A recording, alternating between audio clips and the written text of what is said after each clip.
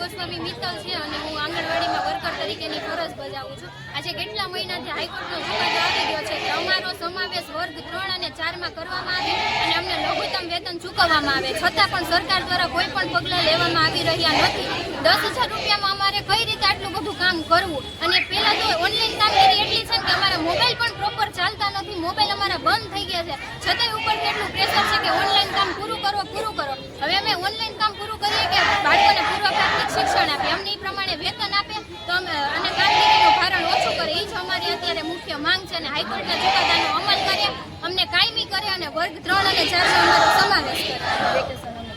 અને વેકેશનનું એક ખાસ છે કે જ્યારે અત્યારે વેકેશન હોય તો વર્કર હેલ્પરને બેને અલગ અલગ વેકેશન આપવામાં આવે છે. હવે જો એ ટાઈમમાં ચેકિંગ આવે તો ત્યારે અમને લોકોને એવું કહે છે કે બાળકો કેમ નથી, બાળકો વેકેશનમાં જતા રહ્યા હોય છે ત્યારે બાળકો હોતા નથી. તમને વર્કર હેલ્પર બંનેને હારે વેકેશન આપવામાં આવે એવી અમારી માંગ છે. આનાથી અમારો તો મેઇન પ્રશ્ન છે કે પગાર વધારો. મોંઘવારીમાં તમે વિચારો, સામાન્ય કરિયાણાની વસ્તુ છે, પેટ્રોલ છે, એટલો ભાવ વધારો વધે છે તો સામાન્ય વર્કર હેલ્પર છે એટલા પગારમાં કેવી રીતે ઘર પોતાનું ચલાવે? આમાં તો ઘણા એવા વર્કર હેલ્પર છે જે પોતે ત્યક્તા છે, વિધવા છે, જેનું કોઈ આગળ પાછળ નથી. તમે સામાન્ય 10,000માં કઈ રીતના ઘર ચાલે? 5,500માં પોતાનું ઘર કઈ રીતના ચલાવે?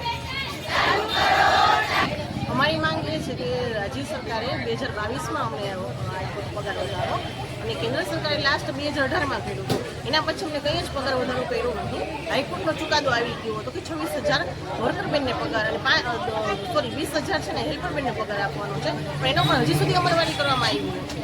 અને દિવસે દિવસે કામનું ભારણ તો વધતું જ જાય છે.